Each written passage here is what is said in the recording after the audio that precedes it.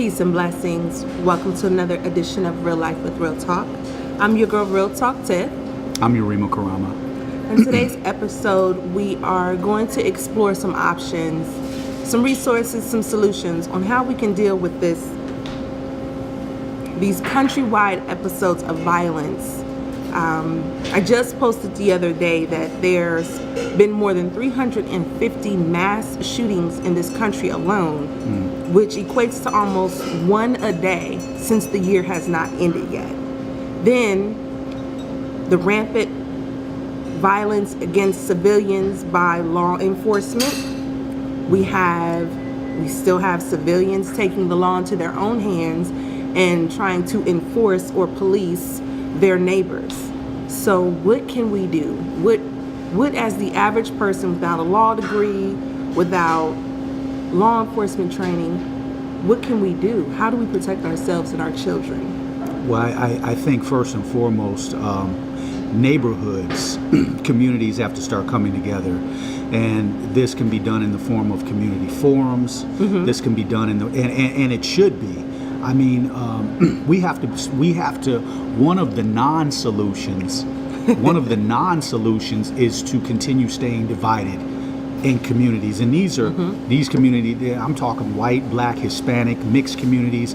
We have to start enforcing community forums, workshops, group meetings where we sit down and actually discuss. We may even have community boards where we discuss and go through how our communities are going to be governed, how we're going to get our children back to and from school. Right. I mean, these things can be as small as making sure that our parents are being there for PTA meetings, all the way up to community watch groups.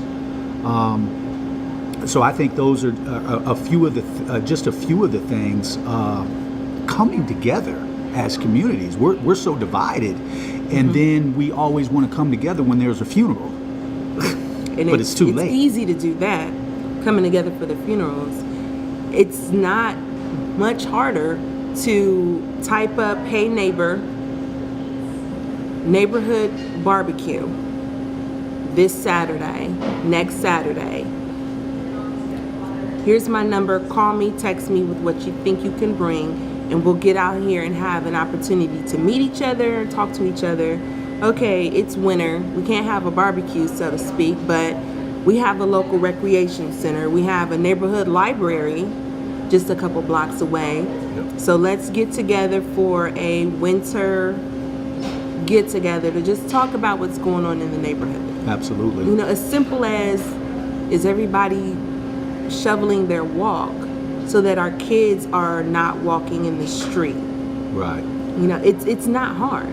Exactly. But for some reason, we've developed this fear of knocking on the door of a stranger who lives just 2 doors down.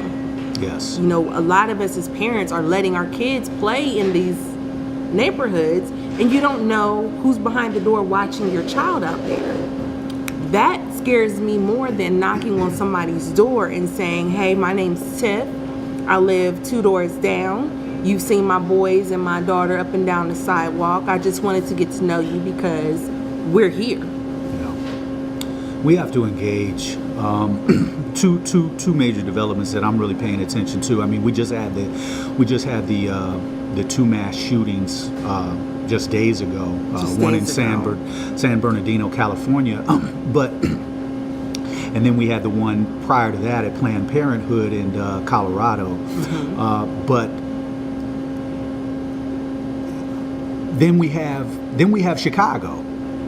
Yes. And we have Laquan McDonald's, and now we have, I think his name is Ronald Holmes. And what is so prevalent about both of these cases is the video cam footage of them being shot. I know in the case of Laquan McDonald, there was a settlement made to the family prior to anything being released, right? Yeah, prior to the investigation even being complete. But in this newest case that came out, this shooting apparently happened 8 days prior to Laquan McDonald with the same circumstances. The video didn't come out. They tried to offer the mother a settlement. The mother just got on recently and said, I'm not taking the money because it's dirty money. She said, I watched the video. The police are trying to say that my son turned and had a gun. She said, I watched the video. That's just not true. So I'm not taking the settlement because it's dirty money. It can't bring my son back. And so when we talk about community involvement, community forums, when we talk about petitioning, this is another form that we have to do, petition. Yes. When we talk about and we also have to give as much energy to crime in our neighborhood as we do to police committing crime against our citizens. Thank you. But these are all things that, unless we're engaged, unless we're reaching out to one another, they're never going to be solved. We can ask for police body cams all we want, but if the police are turning the body cams off during stops and we're not addressing that issue, they're going to continue doing it. So, but we can also talk about the mass killings in our own communities, citizen on citizen. We have to address these issues. We have to address them, and again, we're not addressing them until it's too late, till somebody's dead. And that's why I appreciate you starting with the gathering of the neighborhoods getting together and working with each other, getting our kids to school safely. I know that with the way the economy is, yeah, in some places things are better, but in most places, single parent homes, moms are working 2 jobs, dads are working 2nd and 3rd shift. So even if there's 2 parents in the homes, they don't see each other because everybody needs to have 2 jobs just to get by. Somebody needs to make sure the kids aren't being left behind and forgotten. If there's no one home to make sure they're getting up, getting some warm breakfast and out the door on time, these kids may not even be going to school. All the opportunity for wrong, crime, bad behavior, anything could happen if no one's there to just get the kids to school. Yeah. And then on the back end of it, school programs have been cut. Yeah. There may still be some school sports, but all of the things that we had available to us when we got out of school growing up are pretty much gone. Yeah. And there's no one at home either. Exactly. So who's making sure the homework is getting done, they're staying on top of their schoolwork, that they are doing something constructive with themselves when they get out of school, because mom and or dad is still at work or on their way to second job and I haven't even seen you. Kids are having to make their own meals, so on and so forth. So, I know once upon a time there were more than one generation in the house. Kids, parents, grandparents. In some areas, there are still moms who are at home. Maybe, get together as a neighborhood and talk to the ones who are home, the elderly who's home, the moms who are already home, and come together and form some kind of a village where somebody is making sure these kids are getting to school and getting off the buses and walking home from school and having something to do. Yeah, absolutely. But even more so than that, what makes this so prevalent that we get together as communities is that we're taxpayers. True. Which means that we can enforce some things. We can petition. If the politicians, who most times don't do their jobs, but if they're not doing their jobs, it's our job to get them out of office and get somebody in there who will do their job. I personally, our children, we need to have policies in place at our schools right now, because Lord forbid there's another mass shooting. Mass shootings are happening every day. There's Just at least about one a day. Every day. There's at least one a day. So we need to make sure that there is security in place at our schools. We need to make sure that monies are being directed. Monies are being directed to the communities where it's most prevalent. We know that there are certain communities that are going to get more than others. It's unfortunate, but that's the way it is. True. But there are certain things that we have to do as communities. We can't always depend on others or wait on others, because if we play the waiting game, we will be Johnny last at the table because the waiting game doesn't work. So it's time that we tend to step up and take our place in the affairs of men, because otherwise we're going to get left behind as poor, impoverished communities. But more importantly, we also have to be aware. We have to be aware of surroundings. We have to be aware of who's in office. We have to be aware of what policies are being put in place, because those policies will and can affect us, our children.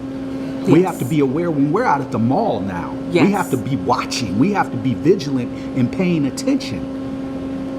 Absolutely. It's unfortunate, but it's real. And we've touched on a few different ones. I know everything is not for everyone, but if there's just one thing that you can personally do, if there is a petition that you can put together and you don't mind knocking on doors to get it signed for your school district, for your buses that are picking kids up on the corner of your neighborhood, are they watching the kids come and go?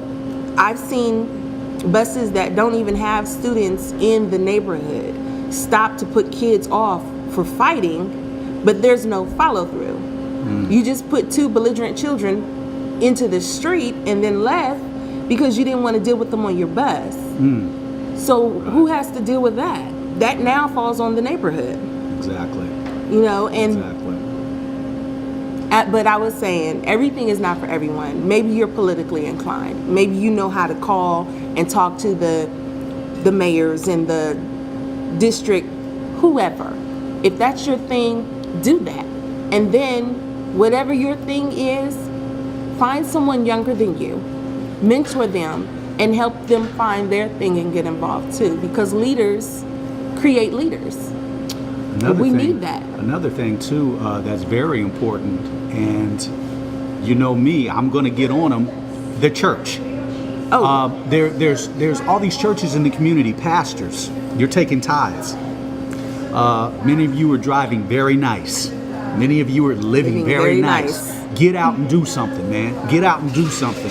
Come from down off that pulpit and get down there with your parishioners and walk with them in their situations. Don't be so far removed in your holy walk that you forget who it is you're supposed to be walking for. Right. I challenge each one of them. If you say you're about that life, if you you want to bring Jesus' name up, really study who he was.